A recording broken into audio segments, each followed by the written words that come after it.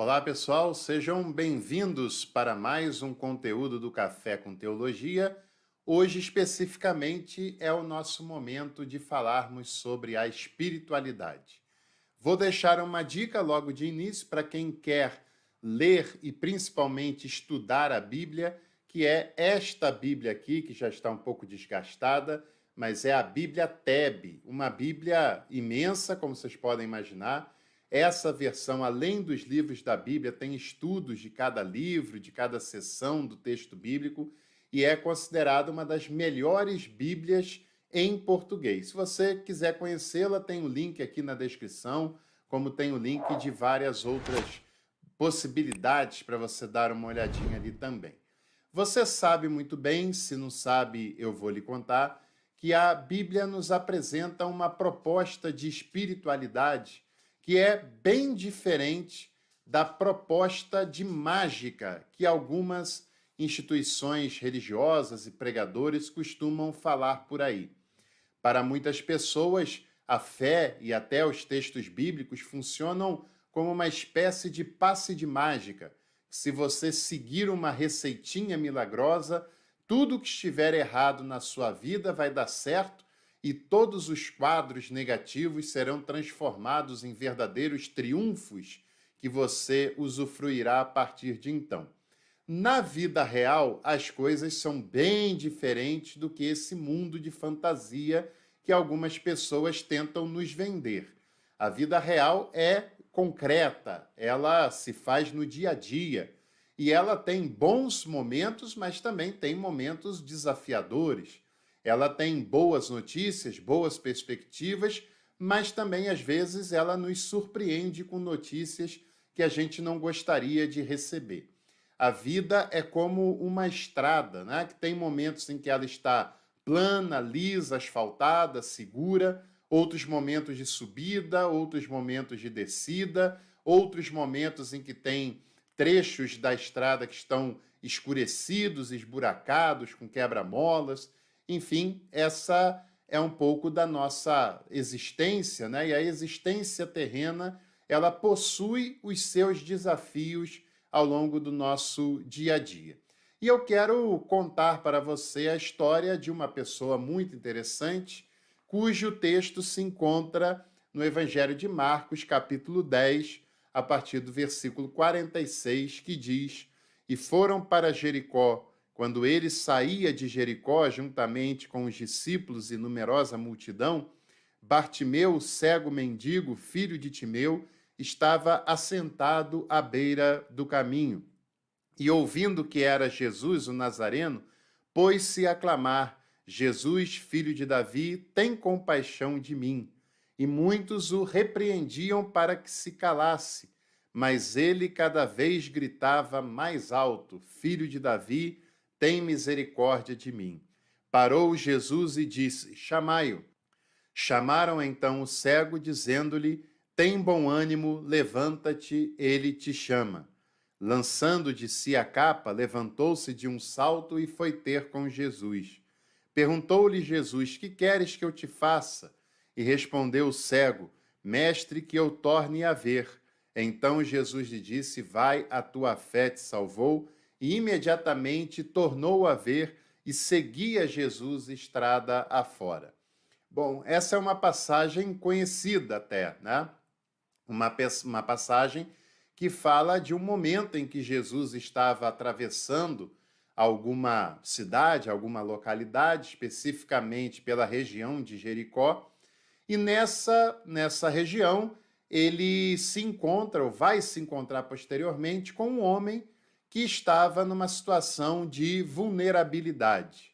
Naquela época, não havia nenhum tipo de preocupação de inclusão com pessoas com algum tipo de deficiência, tanto no nível social quanto em nível religioso. E a explicação religiosa, na maioria das vezes, causava ainda um maior tabu e um maior distanciamento entre a vida comum e essas pessoas que tinham algum tipo de necessidade especial. Uma pessoa com deficiência, com algum tipo de enfermidade, não podia sequer entrar na sinagoga e participar da vida religiosa como uma pessoa qualquer podia fazer naquela época. Alguns tipos de enfermidade forçavam a pessoa a ficar propositadamente excluída do convívio familiar, do convívio social, do convívio religioso. E a maioria das vezes em que os textos bíblicos falam de pessoas que tinham algum tipo de enfermidade, seja qual for essa enfermidade, o texto nem cita essas pessoas pelo nome, porque o nome só era importante de pessoas que tinham alguma relevância para a sociedade, alguma importância para a religiosidade daquela época.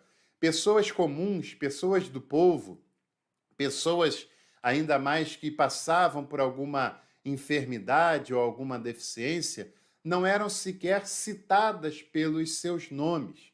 E esse é um quadro bastante comum que nós vamos vendo ao longo do relato dos evangelhos. E os textos dos evangelistas fazem questão de mostrar que o trato de Jesus com essas pessoas era diferente do trato tradicional daquele cenário. E esse é um primeiro convite que nós temos diante dessa passagem, que nós devemos, se somos cristãos e cristãs, nos posicionar conforme Jesus se posicionava. Se ele é, de fato, nosso mestre, devemos seguir o seu exemplo, os seus ensinamentos e as suas práticas. E nós devemos ter sempre uma postura de acolhimento para aquelas pessoas que são desprezadas pela sociedade em que nós estamos inseridos. Nós devemos sempre ter um esforço para tornar a vida de pessoas que padecem de algum tipo de enfermidade ou de alguma limitação, para que essa vida se torne cada vez mais comum, cada vez mais saudável, cada vez mais incluída, como a vida de qualquer outra pessoa. Essa era uma prioridade de Jesus e o que ele faz com esse homem, ele faz em várias outras ocasiões, conforme os textos dos evangelhos vão nos relatando. Importante dizer também que esse homem também era alguém sem nome, porque Bartimeu dificilmente era o nome próprio desse homem cego que estava à beira do caminho mendigando. Bar significa filho, Timeu, o nome do seu pai. Bartimeu era tão somente o filho do Timeu. Mas, independente disso, já tem uma pequena diferença dele com outras pessoas que, no caso, sabiam pelo nome, pelo menos a sua ascendência, né? Mas também é interessante porque, naquela época, uma pessoa enferma, uma pessoa com alguma deficiência e uma mulher viúva, por exemplo, eram pessoas condenadas à mendicância. Não havia nenhum tipo de inclusão para que essas pessoas pudessem sobreviver com dignidade. Elas eram absolutamente descartadas e viviam na dependência de algum ato de compaixão que fosse das pessoas que passavam por elas e que, na maioria das vezes, não tinha tanto essa compaixão assim. E, claro, uma pessoa como Bartimeu e como tantas outras não quer ficar dependendo de compaixão de quem quer que seja. Quer ter a possibilidade de ser tratado com dignidade, de ser tratado de igual para igual, de ser tratado como uma pessoa comum, como qualquer outra pessoa. E todas as pessoas sofrem de algum tipo de deficiência. Essas deficiências são mais visíveis, outras menos visíveis, mas todo ser humano tem as suas limitações, as suas necessidades e as suas deficiências, assim como também tem as suas qualidades e as suas potencialidades. E esse homem, ao saber que Jesus passaria por ali, começa a gritar, começa a clamar para chamar a sua atenção. Ele não conseguia ver, não conseguia identificar visualmente o lugar onde Jesus estava, mas o recurso que ele tem, ele usa com muita força, com muita garra, com muita vontade, que é o recurso verbal, e gritar e clamar para chamar a atenção de Jesus para a sua causa. E também é super interessante a gente analisar que, enquanto Bartimeu clamava, Isso incomoda muitas pessoas que estão próximas a ele. Isso é um quadro muito curioso, muito interessante, eu diria até um quadro assustador de se imaginar como muitas pessoas que ali estão, que conhecem Bartimeu, não têm a menor preocupação de tratá-lo bem, de tratá-lo com dignidade, de tratá-lo com compaixão, que seja, não fazem nada para tornar a sua vida melhor e no momento em que ele tem alguma esperança, alguma perspectiva de ter algo acontecendo na sua vida, essas pessoas ainda se sentem no direito de se sentirem incomodadas e de fazer de tudo para calá-lo.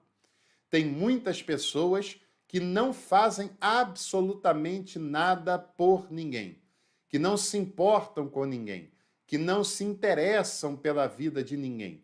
E quando essa pessoa consegue alguma perspectiva, alguma chance, ainda se sentem incomodadas e ainda querem calar a sua voz. E a sua voz, ela não pode, não deve ser calada.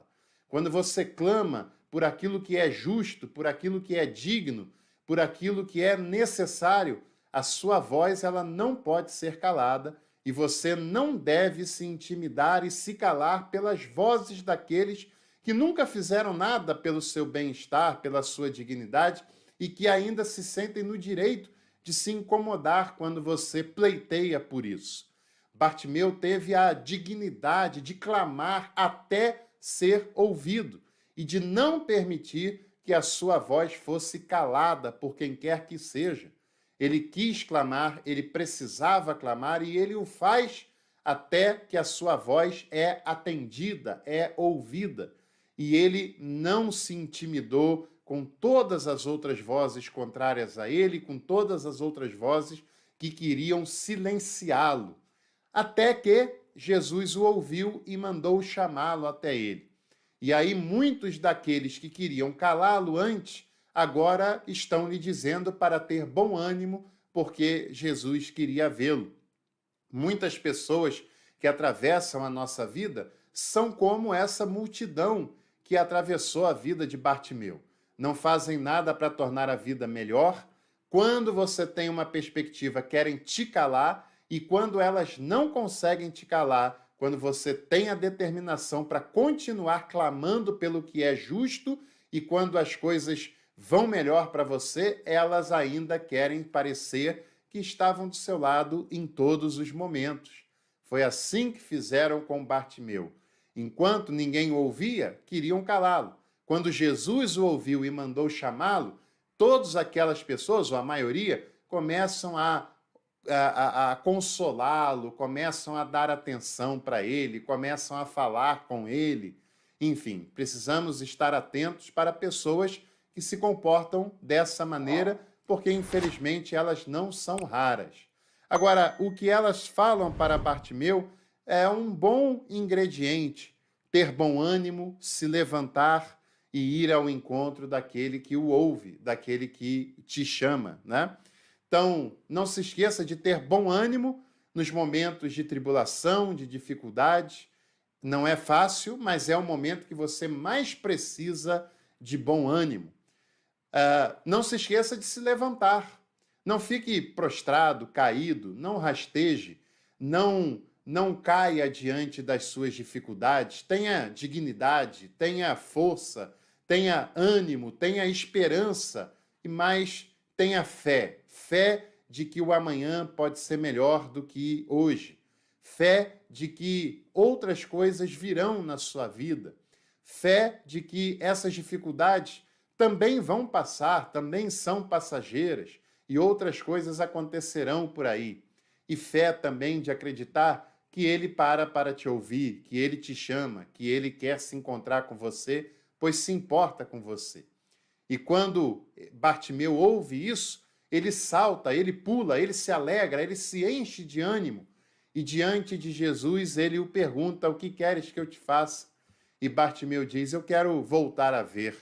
Jesus diz: então a tua fé te salvou, né? É interessante que Jesus sempre remonta a própria fé da pessoa, a própria espiritualidade da pessoa, e é essa fé quem lhe salva talvez não necessariamente da enfermidade, não necessariamente daquele momento, mas quem lhe dá ânimo, quem lhe dá perspectiva, quem lhe coloca de pé. Foi a fé que Bartimeu tinha que fez tudo isso em seu favor, que lhe deu bom ânimo, que lhe deu esperança, que lhe deu hombridade de clamar pelo que era justo, que fez ele saltar de esperança e que transformou aquele quadro em que ele vivia. E o texto conclui essa história dizendo que depois disso, Bartimeu seguia Jesus estrada fora. Bartimeu considerou que o maior bem da sua vida, a maior notícia da sua vida, o que de melhor aconteceu na sua vida foi ter se encontrado com Jesus e ele queria continuar seguindo ele, o acompanhando ao longo da sua trajetória, porque a partir daquele momento Jesus faria sempre parte da sua vida, da sua história e do seu futuro. Essa é uma história inspiradora que nos transmite algumas lições muito importantes que nós devemos guardar, praticar e levar para toda a nossa vida. E se você gostou dessa reflexão, não se esqueça de deixar a sua curtida, de se inscrever aqui no canal e de também compartilhar esse conteúdo com outras pessoas, com outros contatos. Em breve nos vemos aqui novamente para de novo tomarmos um café com teologia. Uma boa semana para você, para sua família, uma semana de paz e de harmonia para todos e todas.